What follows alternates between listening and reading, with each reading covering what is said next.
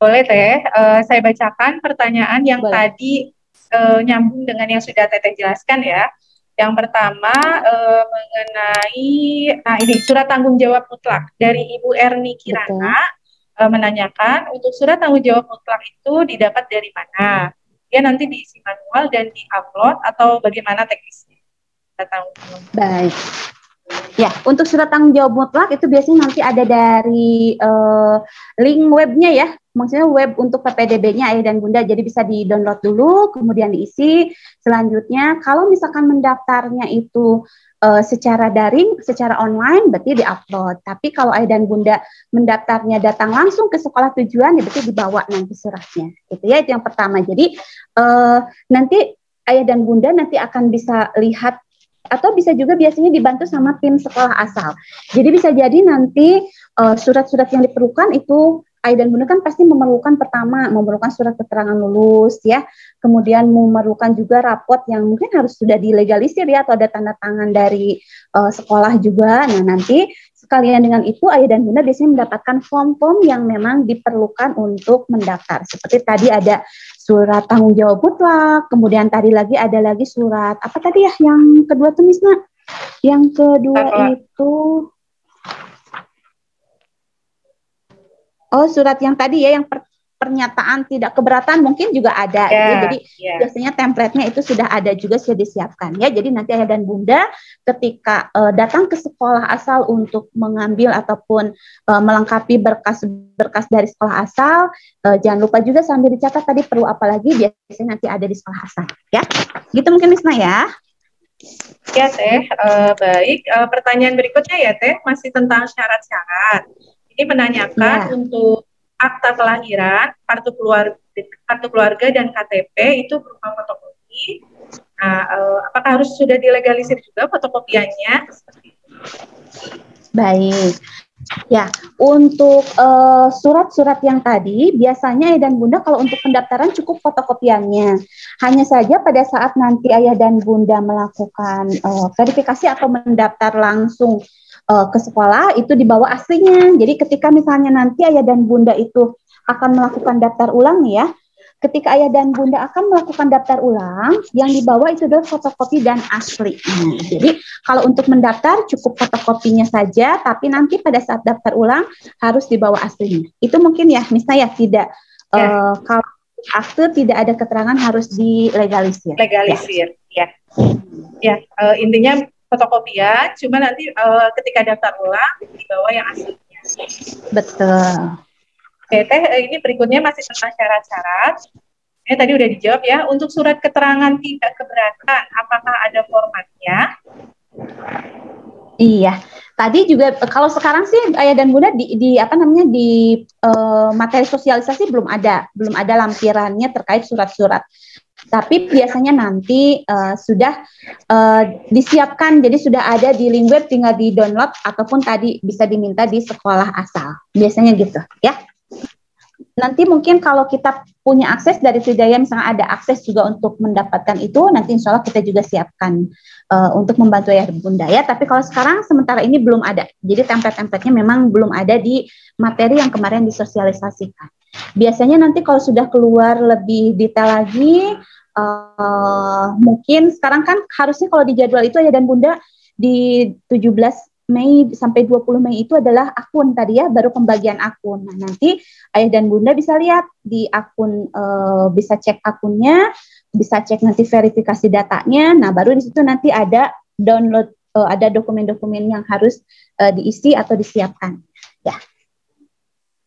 Baik. Ya, Teteh, ini sedikit lagi mungkin tentang syarat-syarat.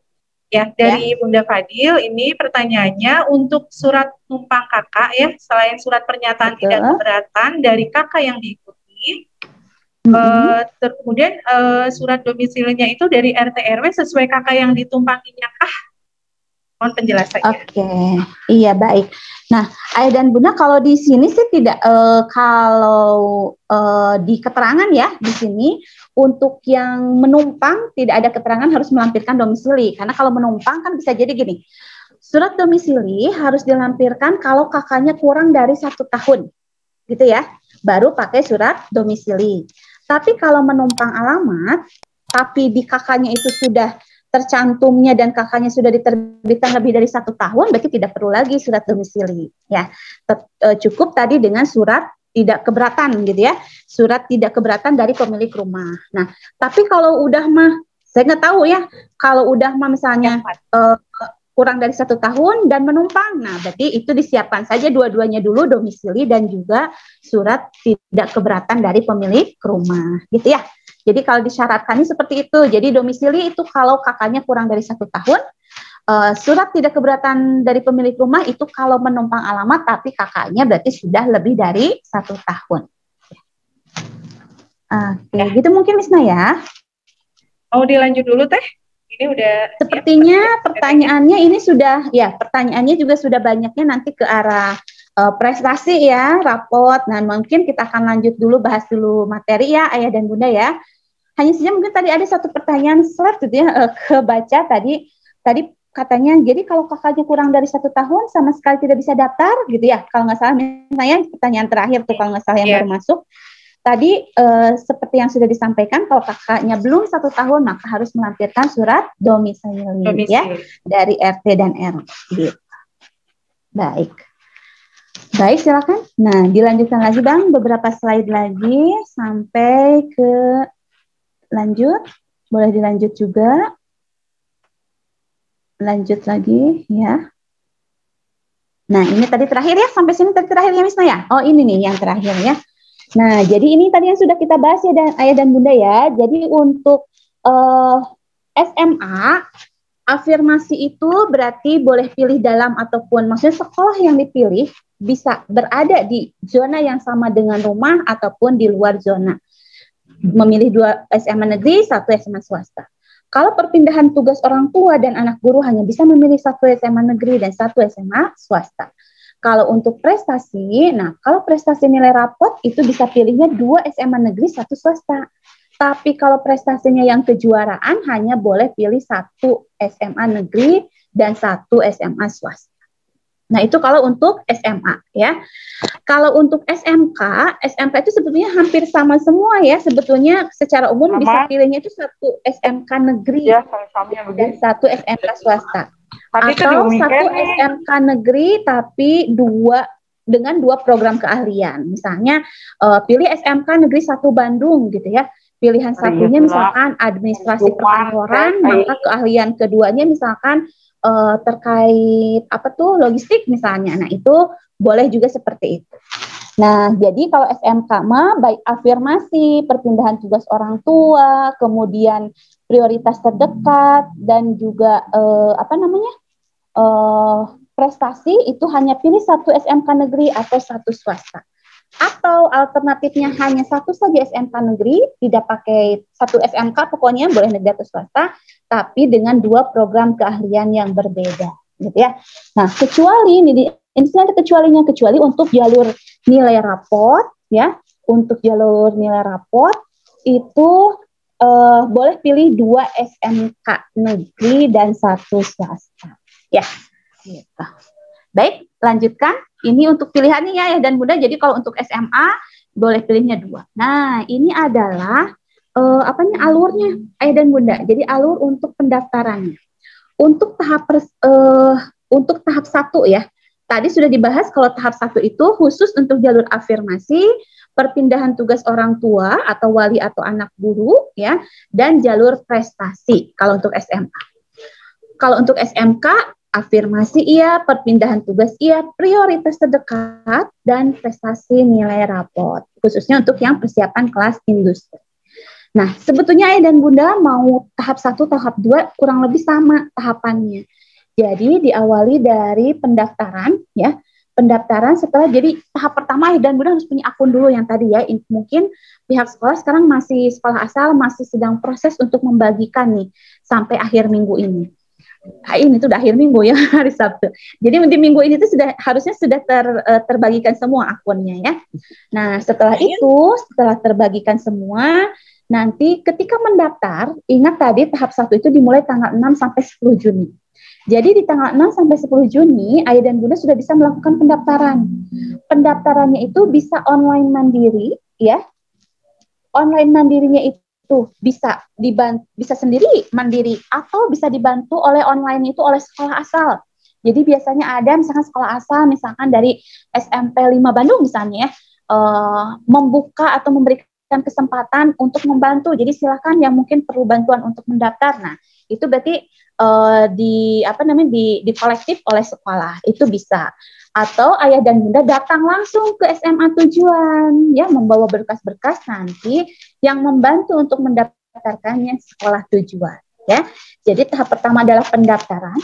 Pada saat pendaftaran itu nanti akan ada proses verifikasi data, ya, dilihat lagi, dicek kembali data-datanya, baik itu mulai dari tadi syarat pertama, surat keterangan lulusnya, rapotnya, akta kelahirannya, kemudian kakaknya, KTP orang tuanya, itu semua dicek pada saat pendaftaran, ya. Nah, setelah pendaftaran, selesai, nanti ada finalisasi atau verifikasi data siswa. Jangan sampai terlewat ayah dan bunda. Nanti biasanya dikasih informasi kapan ayah dan bunda bisa melakukan verifikasi atau finalisasi data. Jadi ada istilahnya itu memverifikasi. Kalau sudah oke, berarti klik oke gitu ya. Nah, itu juga harus jangan sampai terlewat ya. Ayah dan bunda harus benar-benar memastikan bahwa putra putri ayah dan bunda memang sudah terdaftar di sekolah yang dituju. Kalau ternyata ketika setelah mendaftar kemudian akan melakukan verifikasi kok datanya belum ada, tentunya jangan lewat dari rentang pendaftaran ya. Jadi ketika rentang pendaftaran dicek lagi di webnya, walaupun tadi misalkan daftarnya itu ke sekolah dibantu oleh sekolah asal ataupun sekolah tujuan, tetap ayah dan bunda harus cek sudah tercantum belum putra putri kita itu sebagai pendaftar di sekolah tersebut. Ya, kalau ternyata belum, harus segera melakukan konfirmasi, ya. Tuh. Nah, kemudian nanti setelah verifikasi sudah final datanya, maka nanti pihak sekolah tujuan akan melakukan rapat, ya, untuk menetapkan mana saja siswa yang diterima lewat tahap 1 ini. Lewat jalur afirmasi tadi sesuai kuota, apakah kuotanya terpenuhi atau tidak, perpindahan tugas berapa, dan lain-lain ya. Sampai akhirnya nanti setelah dari rapat Dewan Guru itu ada ketetapannya, dibawalah itu ke dinas biasanya ya.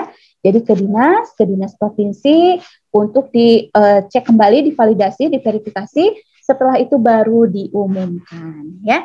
Dan setelah diumumkan baru ayah dan bunda nanti akan melakukan daftar ulang. Jadi kalau kita lihat di sini, untuk pengumumannya, kalau tadi daftarnya kan di tanggal 6 sampai 10 Juni ya, pengumumannya itu di tanggal 20 Juni, ayah dan bunda ya. Dan ayah bunda itu bisa langsung mendaftar ulang untuk tahap 1 itu di tanggal 21 sampai 22 Juni. Jadi hanya diberikan kesempatan 2 hari untuk melakukan pendaftaran ulang. Kalau ternyata di masa itu ayah dan bunda tidak melakukan pendaftaran ulang, berarti ayah dan bunda dianggap mengundurkan diri dan tidak bisa melakukan pendaftaran tahap 2. Gitu ya. Jadi harus diperhatikan juga ya, ayah dan bunda ya, kalau ternyata nanti di tahap 1-nya sudah dinyatakan diterima, berarti harus segera melakukan daftar ulang, gitu ya. Itu untuk tahap pertama. Tapi kalau ternyata tadi tidak lolos nih lewat jalur prestasi, maka untuk SMA masih bisa ikut tahap 2 di jalur zonasi. Tentunya strateginya berbeda. Kalau di jalur zonasi berarti ayah dan bunda harus memilih sekolah yang memang terdekat dengan wilayah rumah. Terus tadi ada selintas tadi saya baca pertanyaan, gimana nih Bu yang sampai dengan 600 meter aja nggak keterima? Ya, itu maksudnya ayah dan bunda mungkin itu tergantung dari kepadatan penduduknya juga ya, bisa jadi gitu ya, bisa jadi. Nah, mudah-mudahan sih titip menitip kakak mungkin dengan adanya tadi surat keterangan tidak keberatan, entah apakah akan jadi semakin banyak atau tidak nih. Mudah-mudahan sih tidak ya, mudah-mudahan bisa tetap adil untuk semuanya ya. Nah, untuk tahap 2, kalau SMA itu tahapannya zonasi, kalau SMK itu tahapannya adalah prestasi nilai rapot yang umum, karena yang kalau tadi untuk kelas industrinya sudah di tahap 1. Secara umum, Ayah dan Bunda tahapannya sama secara umum. Yang berbeda adalah kalau tanggalnya tadi ya. Jadi kalau untuk tahap 2 itu tentunya akan dilakukan setelah daftar ulang tahap 1 selesai. Tadi daftar ulang tahap 1 itu sampai dengan tanggal 22, maka untuk pendaftaran PPDB tahap kedua baru dimulai di 23 Juni sampai dengan 30 Juni. Dan itu diumumkannya nanti di tanggal 8 Juli. Itu, dan terakhir nanti Ayah dan Bunda harus mendaftar ulang di tanggal 11 sampai 12 Juni. Ya. Itu untuk pendaftaran secara umum. Baik, next, silahkan. Nah, ini adalah tahapan seleksinya Ayah dan Bunda. Rangkuman jadi tahapan seleksinya. Dari tadi ada yang sudah bertanya-tanya nih, nilainya yang mana gitu ya. Nah, ini Ayah dan Bunda ya. Jadi yang pertama, untuk jalur afirmasi, baik itu KPM, ABK, ataupun disabilitas, ataupun kondisi tertentu, yang kuotanya tadi 20%, nanti akan diseleksi. Setelah verifikasi data, itu akan di-ranking. Di-rankingnya berdasarkan apa? Berdasarkan jarak. Jadi kalaupun tadi, yang mana tadi yang kondisi tertentu, misalnya ya, kondisi tertentu itu kan bisa mendaftarnya dari luar zona ya. Tapi tetap seleksinya berdasarkan jarak. Jadi dari pendaftar-pendaftar yang memang mengambil jalur kondisi tertentu, untuk memenuhi kuota itu akan di-ranking berdasarkan jarak dari rumah ke sekolahnya. Nah, kalau semua sama nanti, kalau ternyata pada batas kuota ada yang jaraknya sama, maka usia siswa yang akan dijadikan bahan untuk seleksi. Ya. Nah, untuk perpindahan tugas orang tua sama jarak, untuk zonasi juga sama jarak ya. Jadi afirmasi baik itu KETM, ABK ataupun kondisi tertentu, kemudian perpindahan tugas orang tua dan juga zonasi yang menjadi bahan seleksi atau diseleksi itu berdasarkan jarak ya. Nah, kalau ternyata pada batas kuota itu ada jarak yang sama pada batasnya, misalnya untuk yang kondisi tertentu itu hanya diterima 10 orang misalkan. Ternyata yang ranking 10 sama 11 itu nilai jaraknya sama. Nah, maka diseleksilah baru berdasarkan usia ya. Jadi yang diseleksi usia hanya yang ada di batas kuotanya. Kalau sudah aman di atas jarak tadi yang jadi patokan. Nah, kalau sekarang prestasi nilai rapor. Nah, kalau tadi Miss Nana sudah menyinggung kalibrasi ya. Tahun sebelumnya memang ada rumus kalibrasi yang Masya Allah luar biasa susah ya Miss Naya, rumusnya juga sampai harus menggunakan rumus orang ahli matematika gitu. Nah, Ayah dan Bunda, untuk tahun ini ada perbedaan yang sangat besar itu di prestasi nilai rapor. Karena untuk jenjang SMA, nilai rapor yang akan di rankingnya nanti itu berupa akumulasi nilai rata-rata rapor dari semester 1 sampai dengan semester 5 semua pelajaran. Jadi kalau untuk jenjang SMA, nilai rapor semester 1 dengan nilai rapor semester sampai dengan semester 5 akan dirata-ratakan semua. Rata-ratanya dijumlahkan dari 5 semester itu. Jadilah nilai atau skor. Skor itulah nanti yang akan di-ranking, akan diperingkat, mulai dari yang tertinggi tentunya ya sampai nanti batas kuota ya. Kalau pada batas kuota ternyata tadi ada nilai yang sama, barulah diseleksi berdasarkan usia ya. Nah, itu untuk rapot. Jadi untuk SMA perhitungannya tidak terlalu jauh beda. Bukan tidak terlalu jauh beda dengan tahun lalu, tapi tidak terlalu kompleks ya, tidak kompleks karena tinggal dirata-ratakan saja. Bahkan kalau yang SMP saja, SMP yang di Kota Bandung khususnya itu masih ada pakai rumus ya Miss Naya. Kalau di SMP nih sebagai informasi aja ya dan Bunda. Kalau dari SD mau masuk ke SMP masih ada rumus. Dan kalau ranking 1 sampai 3 itu punya bobot yang lebih besar. Itu kalau dari SD ke SMP. Tapi kalau untuk dari SMP ke SMA, yang dilihat hanya rata-rata nilai rapor semua pelajaran. Ya. Nah, itu untuk nilai rapor. Kalau prestasi perlombaan atau kejuaraan, baik itu yang akademik ataupun non-akademik, itu tentunya menggunakan skor, ada penskoran prestasi ya, atau piagam ya. Nah, itu ada skornya, nanti ada bobot-bobotnya berapa, ada keterangannya, nanti kita bahas lagi di belakang ya. Jadi ini secara umum untuk seleksi tahap 1. Oke. Jadi seleksi tahap 1 itu tadi berarti afirmasi, perpindahan tugas, prestasi, dan prestasi rapot dan prestasi lomba. Kalau tidak lolos baru bisa masuk ke zonasi. Ya, oke, di tahap 2 ikut lagi bersaing lagi dengan menggunakan jarak, baru nanti ada hasilnya. Ya, itu mungkin Ayah dan Bunda untuk seleksi PPDB SMA. Next. Nah, sekarang kita akan coba bahas beberapa tahapan yang tadi ya. Jadi yang kita bahas, saya tidak bahas KETM di sini. Insya Allah di sini tidak ada yang mengambil KETM ya. Tapi secara umum Ayah dan Bunda seperti yang tadi saya sudah bahas di awal ya. Setiap jalur sebenarnya tahapannya sama. Pasti ada tahap pendaftarannya, ada tahapan validasinya, validasi data ya. Baru masuk ke verifikasi data, ke seleksi, baru penetapan oleh rapat Dewan Guru, baru pengumuman. Semua sama tadi, seperti alur yang tadi sudah dibahas. Hanya saja di sini nanti akan ada spesifik penjelasan lebih detail ya, berkaitan dengan perbedaan antara satu jalur dengan jalur lainnya. Jadi kalau untuk tahap pendaftaran itu pasti semua sama.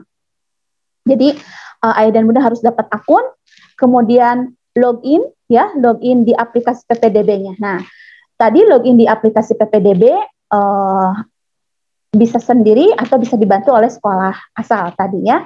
Nah, kemudian nanti Ayah dan Bunda setelah login itu harus cek ulang data. Jadi masukin data dulu pas pendaftaran, kemudian nanti divalidasi, cek ulang datanya dulu, dicek lagi.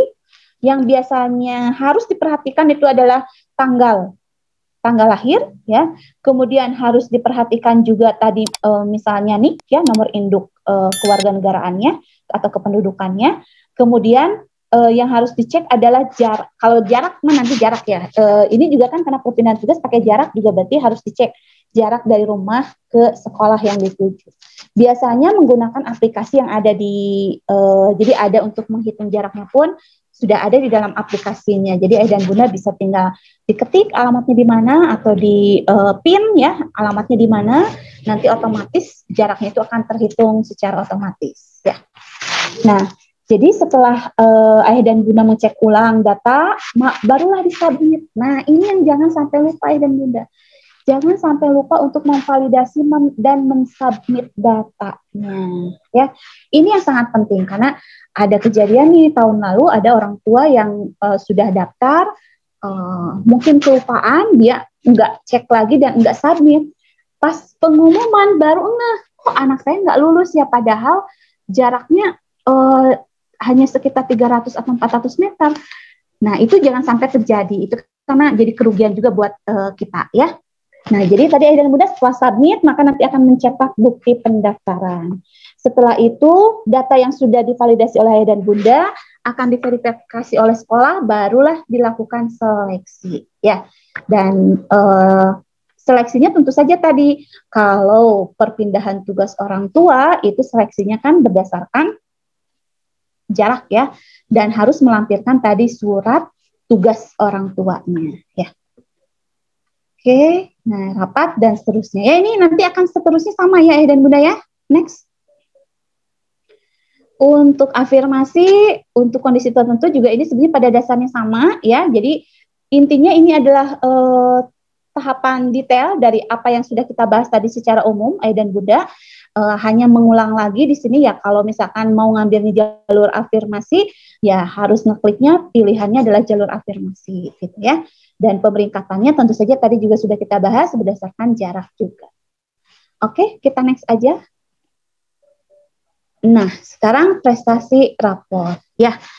Nah, ini mungkin yang masih menjadi harapan kita ya dan Bunda ya, untuk bisa masuk ke sekolah yang zonasi mah pasti nih udah penuh. Tadi kan bahkan yang 600 meter aja nggak keterima ya, berarti kita harus coba jalur prestasi nih. Nah, untuk prestasi nilai rapor tadi sudah dibahas bahwa seleksinya berdasarkan pemeringkatan. Pemeringkatannya itu berdasarkan akumulasi nilai rata-rata rapor dari semester 1 sampai semester 5 untuk semua pelajaran. Ya, dan jika pada batas kuota terdapat nilai yang sama, barulah dilakukan seleksi berdasarkan usia. Oke, next lagi Bang. Nah, Ayah dan Bunda